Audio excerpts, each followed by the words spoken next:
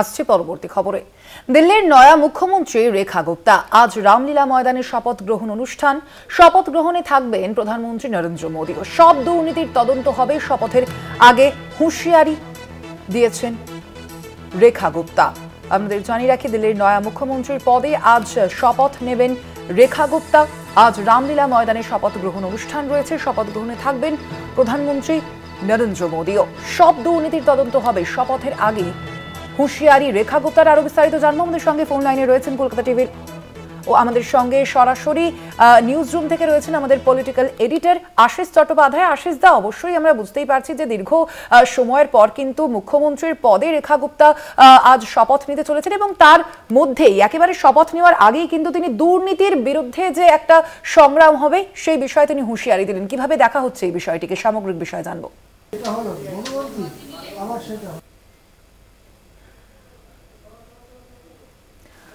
আপনাদের জানিয়ে রাখি, আজ মুখ্যমন্ত্রী রেখা গুপ্তার শপথ গ্রহণ রয়েছে রামলীলা ময়দানে। আজ শপথ গ্রহণ অনুষ্ঠান রয়েছে। শপথ গ্রহণে থাকবেন একদিকে প্রধানমন্ত্রী নরেন্দ্র মোদী এবং সেই শপথ গ্রহণের আগেই হুঁশিয়ারি রেখা গুপ্তার একেবারে নয়া মুখ্যমন্ত্রীর পদের জন্য। এবং আজই তিনি শপথ নেবেন। একেবারে প্রথমবারের বিধায়ক তিনি এবং সেই বিধায়ক হয়েই কিন্তু তিনি মুখ্যমন্ত্রীর জন্য নির্বাচিত হয়েছেন রেখা গুপ্তা। আমরা কথা বলবো এ নিয়ে। আমাদের সঙ্গে নিউজরুম থেকে সরাসরি রয়েছেন কলকাতা টিভির পলিটিক্যাল এডিটর আশিস চট্টোপাধ্যায়। আশিস দা, এখনো পর্যন্ত কি জানা যাচ্ছে রেখা গুপ্তার এই যে অভিব্যক্তি, সেই অভিব্যক্তি দিল্লির জন্য কতটা কার্যকরী এবং একই সঙ্গে আম আদমি পার্টির জন্য কতটা কার্যকরী জানবো। স্বর্ণালী, আমরা কলকাতা টিভির পর্দায় দেখাচ্ছি রামলীলা ময়দানে বড় ভিড়। রামলীলা ময়দানে জমায়েত হতে শুরু করেছেন ইতিমধ্যেই প্রচুর মানুষ। সেখানেই আজকে 12টার সময় শপথ গ্রহণ অনুষ্ঠান শুরু। যেটা জানিয়ে রাখা দরকার যে শপথ গ্রহণ অনুষ্ঠানের ঠিক আগে গান বাজনা হবে। গান বাজনায় আশা করা যায় বিজেপি ঘনিষ্ঠ মুম্বাইয়ের আর্টিস্টরা এবং অন্যান্য সিনেমা ইত্যাদি আর্টিস্টরা, সঙ্গীত শিল্পীরা যোগ দিতে পারেন। কিন্তু তার আগে সকালবেলা, আজকে শপথ গ্রহণের দিন সকালবেলা মুখ্যমন্ত্রী না হয়েই কিন্তু হাওয়া গরম করে দিয়েছেন রেখা গুপ্তা। তিনি বলে দিয়েছেন প্রতিটি দুর্নীতির তদন্ত হবে।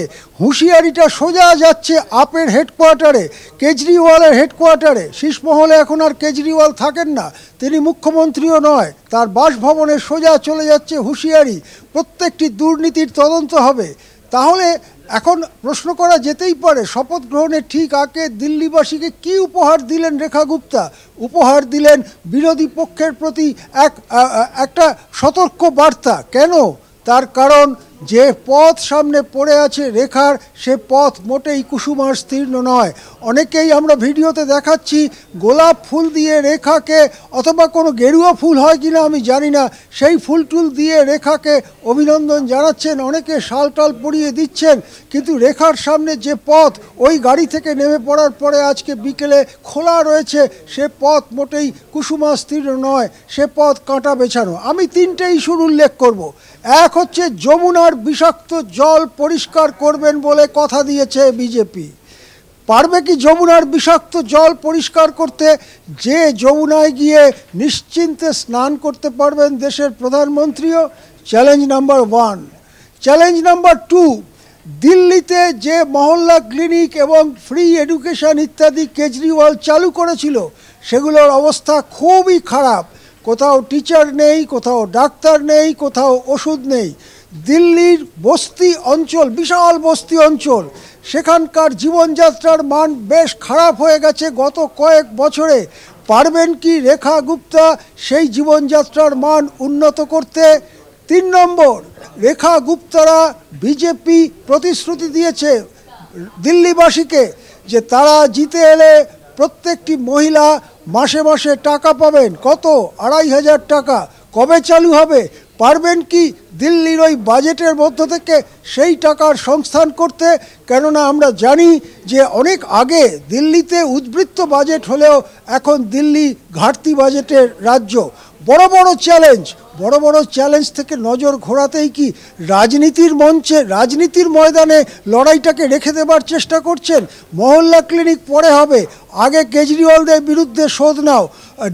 ডাক্তার ইত্যাদির ব্যবস্থা কি, যমুনার জল পরিষ্কার কি, রাস্তাঘাটের প্রশ্ন পরে হবে, আগে কেজরিওয়ালদের বিরুদ্ধে জিগির তোলো।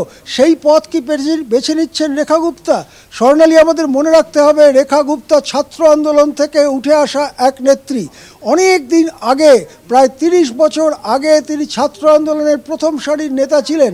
তারপর ধীরে ধীরে বিজেপির কর্মী হিসেবে কাউন্সিলর হয়েছেন, দুবার এমএলএ ভোটে হেরে গেছেন, কিন্তু হাল ছেড়ে দেননি। বিজেপির সংঘ পরিবারের খুব কাছের অনুগত, কথা শুনে চলা এক নেত্রীর নাম রেখা গুপ্ত। রেখা গুপ্ত সেই নেত্রী যিনি রেখা গুপ্তা কি বলছেন শুনবো। শুভকামনায়।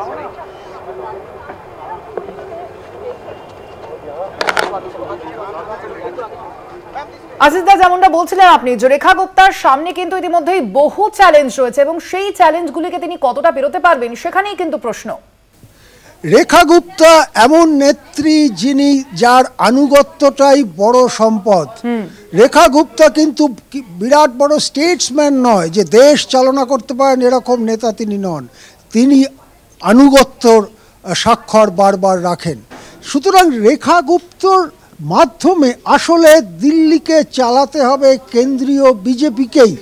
সেই বিজেপির সামনেই আসলে চ্যালেঞ্জ। তারাই রেখা গুপ্তকে লাইন দেখিয়েছেন, আলো দেখিয়েছেন।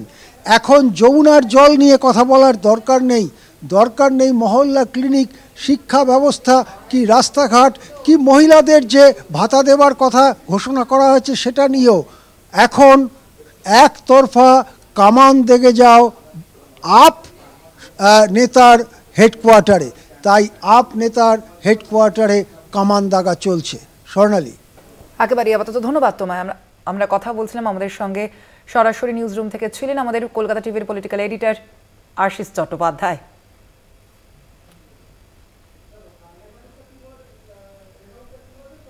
আজ শপথ গ্রহণের আগে রেখা গুপ্তা ইতিমধ্যে কি বলেছেন শুনবো একবার। जो कमिटमेंट्स हमने दिल्ली के लिए की है उन्हें पूरा करना। मैम, करप्शन को लेकर भी तो एसआईटी की जांच होगी, आपने कहा 1-1 रुपए का हिसाब देना होगा। 1-1 रुपए का हिसाब जिसने भी भ्रष्टाचार किया है उसे देना होगा। मैम, महिलाओं को लेकर भी स्कीम निकाली थी, उन महिलाओं के लिए क्या करेंगे? सुरक्षा भी एक बहुत बड़ा मुद्दा है। सुरक्षा से लेके एम्पावरमेंट तक, आर्थिक एम्पावरमेंट, ये सारे एक एक बिंदु पे काम किया जाएगा। इसका पूरा लेआउट प्लान बनेगा, पूरी टीम इसके लिए काम करेगी। नहीं नहीं नहीं,